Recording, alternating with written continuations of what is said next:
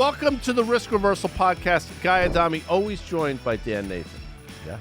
I've gotten so excited about all the guests we have lined up for this year. And why is that? Because today's guest is somebody that, again, I have said this before and I'll say it again. There's certain people that when you see them on the network, CNBC, you turn the volume up. Now, I'm doing this because I still get up and turn the volume up on the TV. Old school. Stephanie Link is one of those people. She's the chief investment strategist and portfolio manager at Hightower.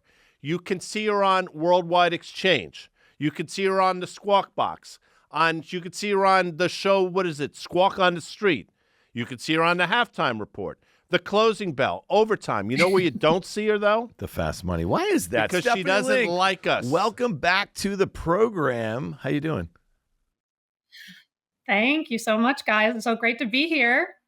By the way, pretty cool. You know, Steph worked with Kramer for a while on thestreet.com and in his service, and he just turned 70. That guy, tell the listener something about Jim Cramer that they don't know that you know.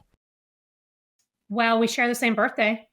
Oh, really? And that was so happy birthday. Belated. That was Monday of this week. Yeah, but so happy 38th birthday to Stephanie Link. There you go. So, Steph, his show Mad Money just turned 20. Wow, really 20. amazing. Yeah, and the guy's got the stamina of what, Guy? No, it's amazing. And he has forgotten his wealth of knowledge in terms of markets and individual stocks, and he has reams of notes that he brings. I mean, he is as rigorous a person as I've met. So when you work with somebody like that, by definition, you're going to sort of morph into that. But the reality is Stephanie was like that long before she ever met Jim Cramer. All right, one thing that you learned from working with Jim Cramer, how's that? First and foremost, he's not nearly as crazy as he appears on TV, right? First and foremost, that's number one. Second, he has a heart of gold. I told you, I think we talked about this story a year ago, but I have to tell your listeners because it's really amazing, your viewers. I left the sell side after 16 years, as you guys know. And I was institutional sales, I was research director and all that other stuff. And I wanted to try to see if I could run money, go to the buy side. Met Jim Cramer through a mutual friend. We hit it off. Within a half hour, he offers me the job to be his co-portfolio manager. We talked about stocks the whole time for 30 minutes straight. That was what it was, as you would expect. Long story short, he says, when do you want to start? I said, how about tomorrow? He said, how about you just had a baby, hang out with her for a month and join us in a month? And I'm like, okay, I'll do that. A month goes by and I'm falling more and more in love with my daughter every moment, every day, as I know you both understand having children. And I decided I couldn't leave her 24/7 because I knew that's the job it was going to be with working for Kramer. And so I called him the night before and I said, Jim, I can't work for you. And he said, well, what do you mean? And I said, I just can't. I can't leave my daughter for 5 days at 3 a.m. until 9 o'clock at night. I can't do it. And like the phone, it was just over the phone. It was like 30 seconds of silence. And I'm thinking, oh no, I just burned a bridge. And 30 seconds later, he said, what will it take for you to come and join me? And he said, and I said, can I work from home a couple of days a week? This is way before people were working from home. And he said, he goes, how about this? I said, I would take 2 days. And he said, how about you take 3 days and hang with your daughter and you can work 2 days in the city. And so heart of gold. And really, I worked harder when I was at home anyway, so it wasn't like I was slacking, but he really does appreciate family, and he's really, really intense about both, about work, about stocks, and also about family, so it was pretty cool. No, Jim's been a great advocate for fast money, without question. I've said it every year on our anniversary, without Jim Cramer, without his support, there'd be no fast money, so I agree. The person you see on TV is an entertainer. The person you meet in real life is an absolute gentleman, so thank you for sharing that. So let's get into it, Steph, because here we are, a month into the year. The market is effectively at all-time highs. Let's go from the top down, sort of outlook for this year, the economy, markets, those types of things. Yeah, well, I think that this year is going to be a little bit harder. I don't think we're going to see another 20% plus S&P 500 return. I don't think we're going to see 3.4% GDP growth like we saw for the last 2 years as well. And it's really pretty simple, guys. We're not going to have nearly the amount of fiscal stimulus put in place in 2025 like we have seen over the last 5 years. We had to put stimulus in place, both fiscal and monetary, during COVID. I get that. It worked. We recovered after we closed down and the world closed down. But we overextended, in my opinion, on the fiscal side. That's why we had so much inflation. All that being said, it led to better growth. So we're getting inflation to come down. It's still sticky. We can talk about that as well. But the stimulus from the fiscal side is certainly not going to be the case. Now, offsetting that, you're going to have pro-growth initiatives from Trump. You're going to have deregulation, lower taxes, et cetera. So I think you add it all up, and maybe we see a decel in the GDP to like 2% or so. By the way, that's still above trend. Trend is 1.5%. And if you have 2% growth, I think inflation will kind of be around 2.5% at the end of the day. And the Fed, I don't know what they're going to do. They cut, they not cut, doesn't matter to me. What I prefer to look at is, the growth in the economy. If you're growing 2%, and you have inflation coming down and you have a solid consumer driven by labor and wages, you have manufacturing renaissance happening, that's all good for earnings. I think you could do earnings about 10%, 12%. And we all know our good friend Larry Kudlow, he has told us right from the beginning of time, stocks follow profits on the way up and on the way down. And right now they're going up, but they're not going up as much as they had. So I think maybe you're looking at like 7 to 10% returns this year, which is not so bad because the long-term average is 7.5.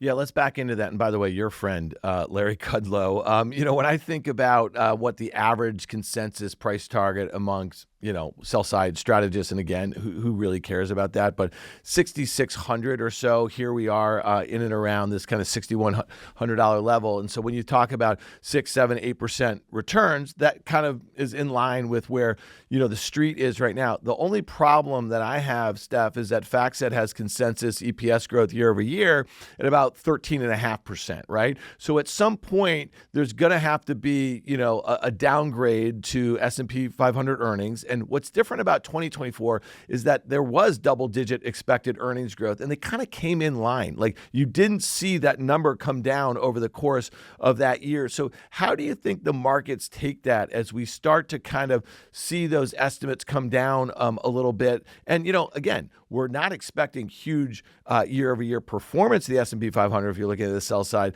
but it seems to be that you have a situation where it's 1.5, 2 times, expectations for strategists in the markets and where EPS estimates are. Yeah, there's no question that earnings expectations are high. We are, by the way, running at about 12% right now in this past quarter. So we're doing better than even I thought and expected.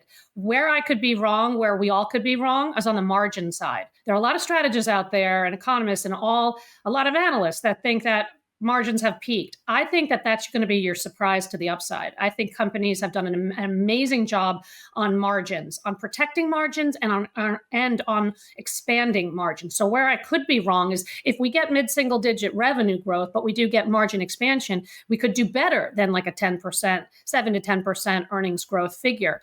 That's what you're seeing in this past quarter, the quarter that's getting reported right now. The other thing I would just say is maybe the overall S&P 500 doesn't do as well. Maybe it does about 7%, maybe it does 5%.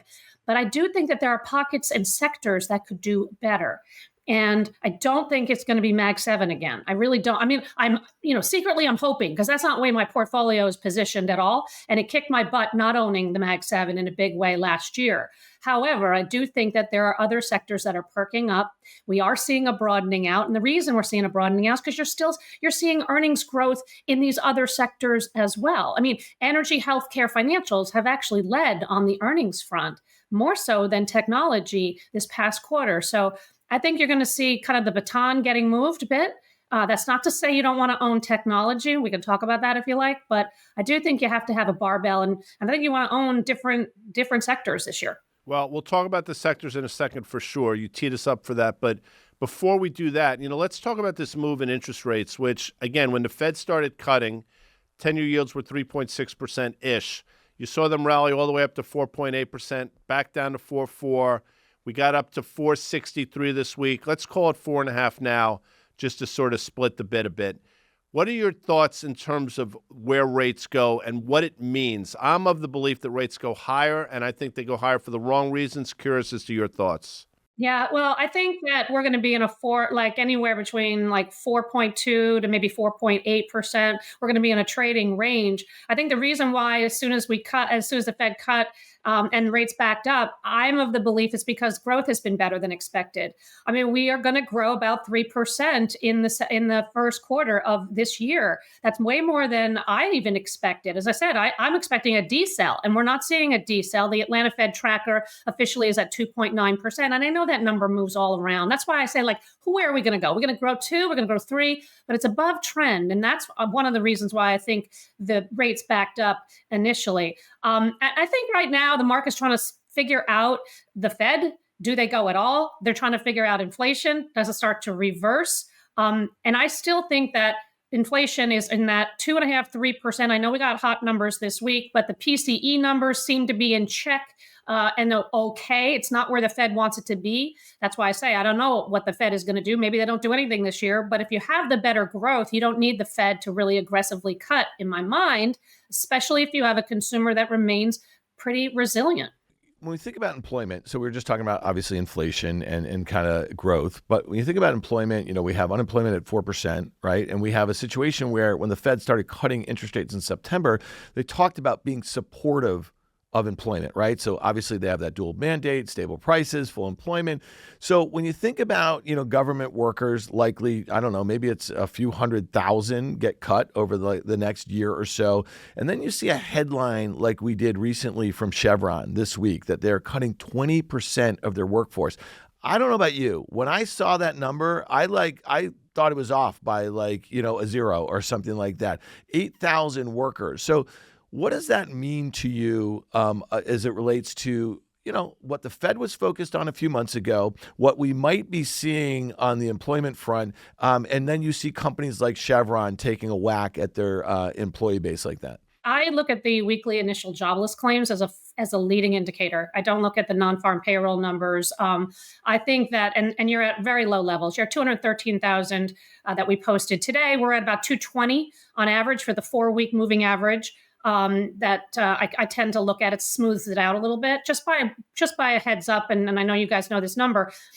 During recessions, weekly jobless claims gets to as high as 350 to 375,000. So we're at 220,000. We are nowhere near a recession or something to be concerned about. That being said, companies are real time. That's a forward-looking indicator too, for sure. I think Chevron has had a really challenging few years for sure, in terms of their operations, in terms of their execution. The stock has massively lagged Exxon, who seems to be doing a lot right these days, which is really pretty remarkable. For decades, it was the reverse. And so I think they're doing it out of almost necessity and to clean up their operations. And because their earnings results have been very spotty at best. That's not to say that maybe they see some patches of weakness. We haven't seen it though. I cover and I own Schlumberger SLB, which is its new name, which I hate. But they have done a really, really good job in terms of focusing on what they can, and that's technology and innovation, and they're focused on margin expansion. So they're seeing margin expansion. Chevron's actually seeing margin degradation, and I think it's a company-specific thing at this moment. Now, that's being said, we had JP Morgan said they're going to trim a little bit. We even had SLB say they're going to trim a little bit, but I do think that speaks back to if companies are in a position of strength, that means that their margins are going higher. And not lower. And if they're cutting, that means obviously that they're trying to get their costs into control. It's interesting you bring up Chevron. I don't want to play stock market, but they announced a $75 billion stock buyback in January of 2023, right around the balls high of the stock. And I remember the Biden administration came out and eviscerated them. And if you go back and look, the stock really never saw an uptick since. So maybe this announcement will be sort of the inverse of that announcement back then. With that said, let's talk about some of these sectors, because as much as I loved energy last year, it didn't work. I mean, there were pockets it sort of did, but it didn't work. Healthcare had some ups and downs. So Banks, obviously, a lot of people love banks last year, completely outperformed. What are your thoughts on some of these sectors that sort of you're gravitating towards? I would say financials and industrials. So those are the two sectors that I actually like the best. Financials are still, the valuations are still very cheap. We all know about deregulation and what that's going to mean for M&A. Last year, we saw 3.3 trillion in M&A, which was actually flat on the year, almost flat to up one. So far this year alone, and we're February 13th, you've seen $400 million being spent in terms of M&A just to start. And that's very early on. So I think you're going to see M&A. I think deregulation helps, but the real story and capital markets, we all know that the pipelines are full. But I think this year is going to be net interest income and net interest margins. Both of you know we haven't had a cycle in net NII in years. And I do think the steepening of the curve and the positioning of their books are actually going to position them very well for expansion in terms of net interest income. And that's the next leg. That's the next wave. And I don't think a lot of people are talking about it. And you're trading at about 1.2, 1.5 times book on average. Some of the regionals like Truist, which I own, is trading at 0.9 times book. And they're buying back a ton of stock, which is accretive, especially under 1 times book. We all know that. So I like that sector. It's taking a pause in the last couple of weeks, to be honest. But I do think that the activity is in their favor and the valuations make sense. Healthcare, I'm very mixed. I'm underweight healthcare, have been for the last 2 years, and that's been kind of the right decision. But what I think is happening is there are a couple of areas that have gotten just so oversold and so overdone. When they sell United Healthcare down 25%, 30% from their highs at the end of last year, on concerns about the Trump administration and them going after PBMs, you're getting the number one company in the industry trading at 12 times EBITDA. Historically, its average is at 16 times. This is the biggest blue chip name in managed care. And I know there is a lot of concerns about what's going to happen with managed care companies, but I do think that the MLRs, meaning the margins, I think that they are troughing, and I think they're going to do a good job. Lilly, what's not to like about Lilly other than their valuation? But I was willing to scoop it up when the stock fell 13% 2 quarters ago. So I guess, Guy, my point being is it's going to be company specific and maybe some themes that are underappreciated. Industrials, we've talked about this for 2 years, all about onshoring, reshoring, supply chains coming here. If you believe in AI, you have to believe in data center growth. And if you believe in data center growth, you need a grid. The grid hasn't been repaired in 50 years. And you need power, which we're undersupplied. So those kinds of things are very attractive to me. And I don't necessarily want to play NVIDIA on AI. I want to play the infrastructure guys, the guys that are building out the stuff. Because data centers, we have 5,400 of them in the country, in the U.S., 11,000 worldwide, but 5,400. We're going to go to 11,000 in the next 3 years. That's significant infrastructure growth, and so that's why I kind of like that as well. Let's talk about a name that's near and dear to probably both our hearts. One that, I tried so many times over the last year and a half to be positive on, and it never really worked. Now, I will tell you that secondary they priced late last year might have been the trough, and I'm talking about Boeing, of course. And very quietly, you've had this stock pushing up towards $190. In the absence of bad news, and I know that's a big if, I think the stock can go, when I say significantly higher, 235-ish, and nothing's effectively changed. So thoughts on Boeing? Guy, I said that in December on halftime that it was my favorite 2025 story.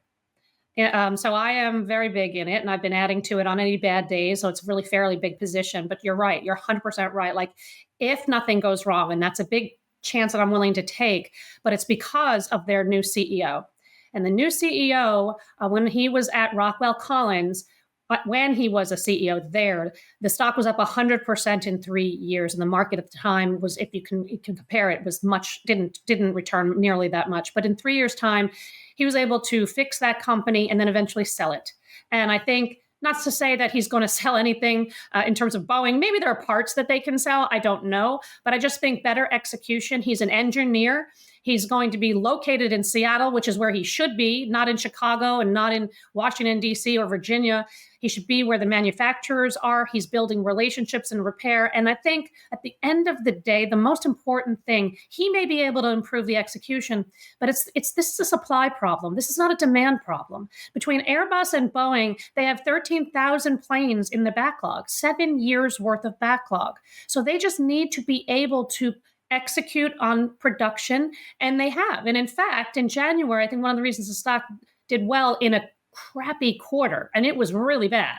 But I think the reason the stock actually rallied from there is because they are getting production increases, especially in the most important plane, the 737 MAX. They did 33 planes in January. They're capped by the FAA at 38 planes. But think about it. If you go from 10 planes of production to 15 to 20 to 30, now to 38, your free cash flow, once you deliver them, your free cash flow can go higher. So I think there's a very good chance. They had negative $4 billion in free cash flow in this past quarter. I think you can get to flat free cash flow by the end of the year. And then we see growth next year. And of course, the market's going to anticipate that. So I think that's what's happening. And, we just have to cross our fingers that there are no additional problems. Steph, I want to go back to some of the sector commentary that you just had. And, I want to start with 2022 when we had the bear market, right? We know that the NASDAQ was down a bit more than the S&P 500. And, it's interesting that a lot of folks forget that NVIDIA, Tesla, Netflix, Meta all sold off about 70%, right? And at the lows in 2022 from their highs in 21. And a lot of folks were out there, I see them on CNBC or, folks that we're talking to is like the leadership out of this bear market is not going to be the leadership that, was basically brought us there. And that meant mega cap tech. And back then, I think there were $2 trillion companies, right? Apple was one of them and maybe Microsoft. And now, if you look at the Fateful Eight, now that we have Broadcom that joined the Mag 7, they're all trillion-dollar market cap companies, right? So we've heard about the concentration. We've heard about the contribution to S&P 500. We know that last year, NVIDIA's performance was 25% of the 25% gains in the S&P 500, right? So you just said that I don't think it's going to be the Mag 7 that is the leadership. And I'm not telling you you're wrong. I just go and I look at the subsectors within the S&P 500. I see infotech at 33%. I see consumer discretionary. This is important at 11.5%, but 35% of that is Amazon and Tesla, right? And then if I go to communication services, I see another 10% or so. So you nearly have half the weight of the S&P across that swath of names. I just don't know how financials, where they are right now, with JP Morgan, where it's valued relative to its peers, what we just had to say about energy, which is only 3.5%, right? Staples, about 5.5%. You're talking about margins that are going to outperform to the upside. You're going to need a bunch of those sectors, right? The other ones outside of tech to make up that margin expansion, which gets you to the broadening out of earnings growth and stuff. So I know that was a long-winded say. It wasn't a double question, guys. No. It's going to end up in one question. Guy hates the double question. It drives me nuts. But I wanted to lay the landscape for that a little bit. It almost feels to get another double-digit % gains in the S&P 500. You didn't say that that's what you expect this year. You're going to need technology to be participating in a big way. I don't know if you need it to participate in a big way. I think you just need it. It can't go down. That's the thing. I think if it kind of just stays here and it maybe you see like year to date, it's not technology not doing that great. I mean, healthcare, energy, and financials have done much better year to date, and it's very early on. But I mean, tech is lagging by and large, and yet kind of the market is kind of trying to settle and get its footing. But I don't think we're going to see another 20%. If the Mag 7 participate, if tech outperforms, yeah, maybe I'll be so wrong and we'll have another 20% year. I just don't see it. I don't know who your incremental buyer is on any of the Mag 7, save Apple, because that one is a little bit more controversial. But I think everybody and their mother, including the taxi driver, owns NVIDIA and the Mag 7, and they all know about it. And so to me, I just don't think that's the best risk reward. Does that mean they're dead? I don't think they're dead. Not when they have the free cash flow that they have, and not when they have CapEx budgets. I mean, think about this. Amazon is going to spend $100 billion on AI this year, right? They raised that number up from $85 billion last week. They are still going to generate $55 billion in free cash flow. I mean, it's absurd. The numbers are just absurd. So I don't see them collapsing per se, but I do see them maybe just limited upside for the time being, especially if we get participation from other sectors. But that does mean, you're right, that does mean that the overall S&P 500 is pretty capped. But where I do see the most margin expansion is in the 493 other names versus the Mag 7. We all know how great and beautiful the Mag 7 are. We all got it. But margins are actually going down. because of the CapEx numbers. So that's where I was going next. And if you think about Microsoft, then Google, then Amazon, and Amazon's sell-off wasn't significant. But when you saw these big CapEx numbers and you saw, just flat revenue growth, you know what I mean, that wasn't beating, investors sold those stocks. And Google obviously was the biggest, down 8%. But on market cap terms, Microsoft down 6% the day after, and then Amazon was down about 4%. I think expectations were high with Amazon and with Google. They were both at all-time highs. But I think that's something that could start to play out, right? If you start seeing a decel in revenue growth, if you start seeing pricing pressure on the compute, on the services, and that's really what DeepSeek might mean for all these hyperscalers, then you don't have the margin improvement that a lot of these folks have had, or you don't get the leverage from the spend. And the last thing I'll just say about the spend, Meta says $65 billion. Amazon ratchets their spend up a big number. Microsoft's year over year is not, it's kind of flat, right? Or something like that. So I guess my point is that those numbers, they're not taken to the bank. And if you pull those back, let's say 30% in a slower sort of demand environment, then it kind of crashes the whole ecosystem. I don't mean like market crashes the whole ecosystem, but you're just going to see a pullback in demand, if that makes some sense to you. So I think there are some landmines out there for this generative AI trade. And what is the third year of this huge CapEx expansion? I'll say 100%. I agree with you. That's why I don't own all of the Mag 7. I only own Amazon. I do own Broadcom, and I owned Broadcom before it was cool. I promise you that. I got beaten up silly on that name 3 years ago. But right. Who beat you up on the HTR? Who was all? Oh, you know it's our friend. We don't name names. Just real quick about Broadcom. I mean, we were talking about Broadcom for a long time. I know you were as well. We said on valuation alone, if you want to get into semis, AVGO is the place to be. Now, I think it was going up 45% in one day. I don't think you probably thought that either. But now at least it makes a little more sense. Anyway, please continue. Okay, so why I like, let's just say Amazon and Broadcom, they're not pure play AI stories. Now, I know that Broadcom has gotten revalued because of the AI commentary and the opportunity. And we know it's 3 to 4 times as large of an opportunity for them between now and 2027. And now you're looking at $11 or $12 in earnings power. AI is about 30% of their revenues. Software is 40% of their revenues. The VMware transaction was brilliant. Everybody hated it. And you have their cyclical businesses, broadband and networking, which are starting to trough. So I think there's a couple of ways you could win with Broadcom. Am I adding to it here? I'm not. And that is because when you and I were buying it, it was at 14 times forward estimates. Just a couple of years ago. It's now at 32 times. It's not cheap. That being said, numbers have gone up substantially. They have the highest margins in the industry, both gross margins and operating margins, and the best free cash flow as well. So I'm going to hold on to it, but I'm not adding to it because I just don't think it's cheap, but I want to have exposure. Amazon is also diversified, right? We know AWS and advertising, that's the profitability driver of the company. But the retail business grew 10% in the US, and the margins were the best since 2004. So they are getting more profitable as well in maybe some of the other business, the non-glamorous businesses, if you will. And so I think there are stories to be told. Now, Meta goes up every day. That one scares me, but I understand they're doing the best job monetizing. I just can't own it in terms of what it has done. I think Alphabet is kind of a mess, to be honest. And Microsoft, I don't know why you're paying 35 times earnings for flat earnings growth. So I just think that there are other places. You know what I really like, guys? And it's now picked over for sure, but I think cybersecurity is bigger than AI. I really do. And that's a sad comment, right? Because look at the bounce back in CrowdStrike over the last. It's pretty remarkable. I mean, they obviously fell on some pretty hard times, somewhat self-induced, somewhat not. But I mean, it's all-time. I haven't looked at it today, but I think it's trading at an all-time high.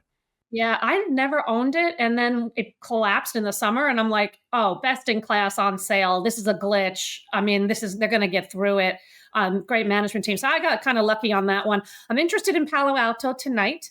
That'll be an interesting one. I actually took a nibble on that one as well. Zscaler has actually been the big laggard. So there are places to play, but I have talked to, as I'm sure you guys have talked to as well, some of the chief technology officers at various different companies, including my own, Hightower. And I asked them, where are you spending? And they all say, AI, because we're trying to figure it all out. We have no idea where it's going to go, what it's going to mean to our business.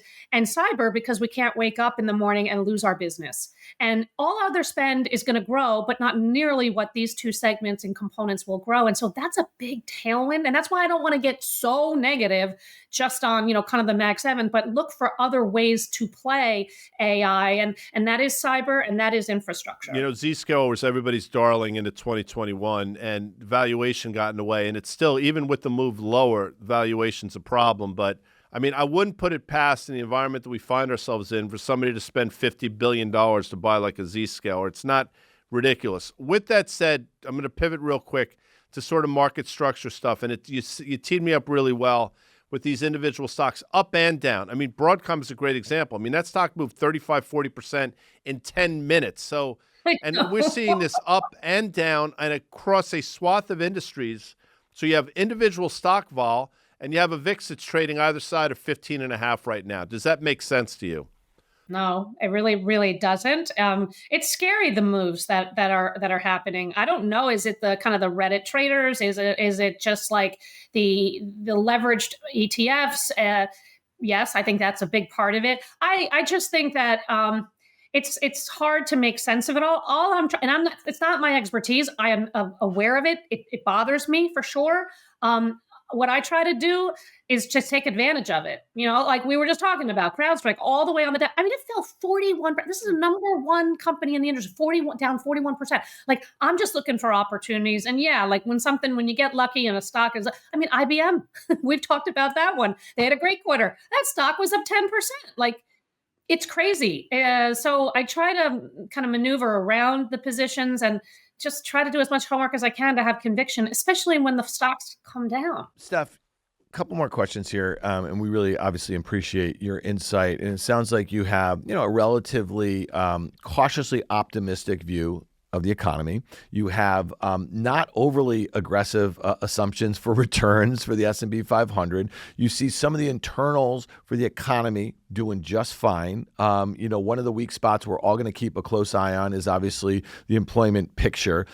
Where do you shake out? And I know this is a hard one, though. When you think of all the uncertainty now everybody can go back and say Bidenomics was a bust, too much fiscal, and it did this, that, or whatever. And, geopolitical stuff seemed to be an overhang. Well, it's kind of interesting that in the first month of this administration or throughout the transition, it seems like all the geopolitical stuff ironically kind of cooled down a little bit. And now it's the uncertainty around tariffs and trade and how committed we are to our allies, which would be obviously the southern border, northern border, and Europe here. How much do you expect that to kind of continue to play out after we get through these first 100 days and the like, and, they're flooding the zone and no one can kind of keep their head straight here a little bit? Do you think that's going to be a headwind to the economy and thus the markets?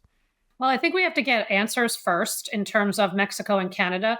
I honestly was very surprised at 25% initially in terms of tariffs on each country because they're our neighbors, and it was never really like there were no whisper numbers. It would be that. China, on the other hand, and I think the reason why China is up more than the U.S. The year to date, China at 10%, that was way lower than I expected.